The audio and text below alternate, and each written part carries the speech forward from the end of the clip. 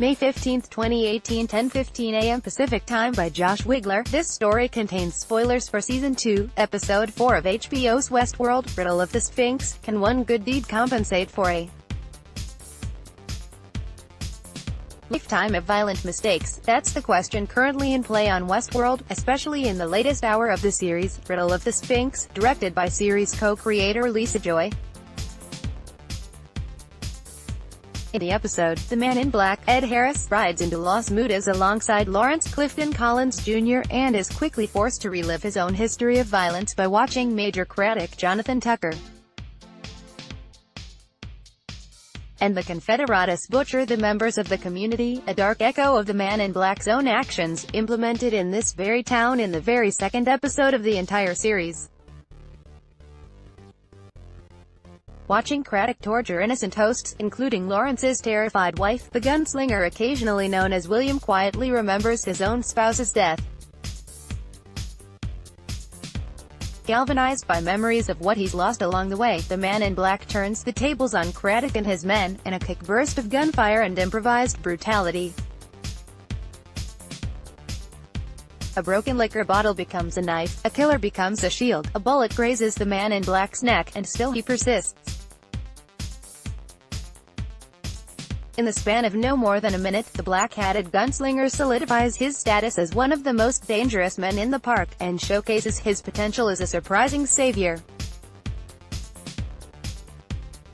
It's a dark scene, both in terms of content and lighting, but if it looked like it was a little bit fun, too, well, that's by design. In a Reddit AMA this week, Joy described the scene as one of her very favorites to film in the episode. Ed Harris killing a bunch of motherfuckers in the rain is right up there. Speaking with The Hollywood Reporter, Harris himself backs that claim. "We really worked hard on the choreography of that, when the bullets were hitting and where," he tells THR. "The whole sequence of it was worked very specifically in rehearsal. I remember how excited Lisa was directing the episode. I really liked working with her on it. It was that much more in-depth for me," he continues, weighing in on how working with Joy as a director compared to his relationship with her as writer and showrunner. "Any questions I had, she was there to answer." Joy and co-creator Jonathan Nolan have been living with these characters in their heads for a long time, in terms of their deeper motivations. "It felt like we were penetrating the character deeper than we had at times." Heading into Season 2, Harris knew the Man in Black was going to be getting his hands even dirtier than what was already a messy first season. "I knew I was going to have a lot more damage done to me this year," he explains with a laugh. "I knew it would be a very physical year, but the heightened stakes within the park extend beyond the level of violence." Certainly in William's case, in Season 1, the Man in Black was searching for the center of the maze, a goal that he and we came to realize was never meant for him at all.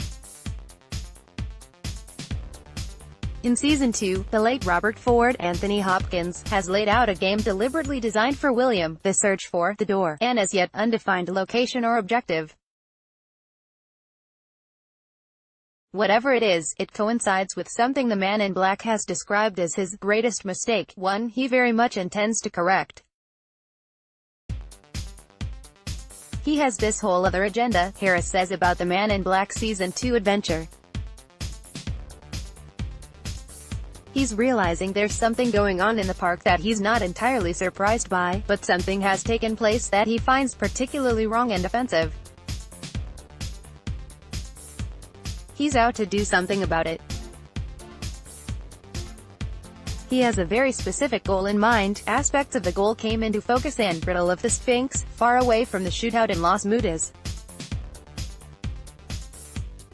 In flashback scenes, it's revealed that William has spent decades trying to master a form of immortality, merging human consciousness with host technology. His father-in-law, James Delos Peter Mullen, is the test subject, and after 149 attempts across countless years, the Man in Black finally decides to pull the plug. "Peter was great," Harris remembers of playing the climactic scene between the Man in Black and the veritable ghost of his father-in-law. He's a very strong actor and very committed and very intense. It was fun playing with him.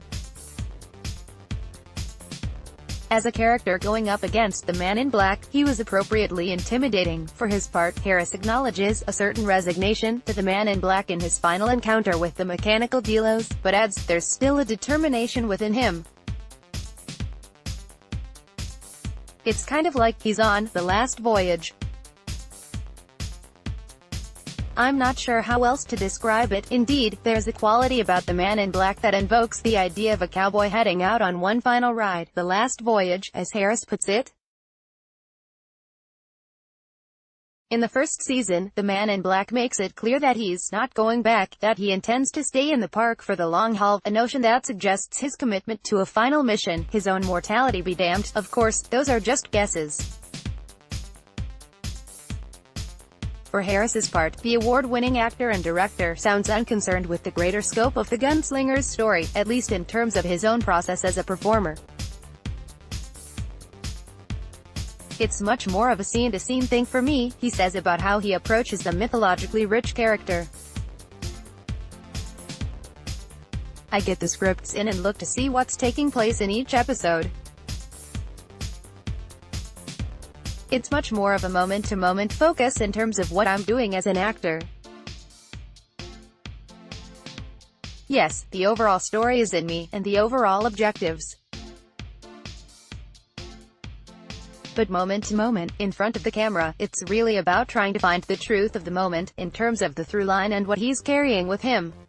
In mining for the truth of the Man in Black's many moments, Harris has emerged with a perspective that might seem surprising to viewers, given the character's long list of sins measured against his good deeds. We were doing AQ. The fellow who was moderating asked me, do you see the Man in Black as an antagonist or as a protagonist? And I said I see him as a protagonist. To me, he's a good guy, particularly in this season, in terms of what he's trying to do.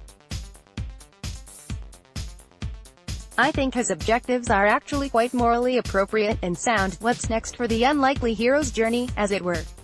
For one thing, it involves Katja Herbers as Emily, the Man in Black's daughter.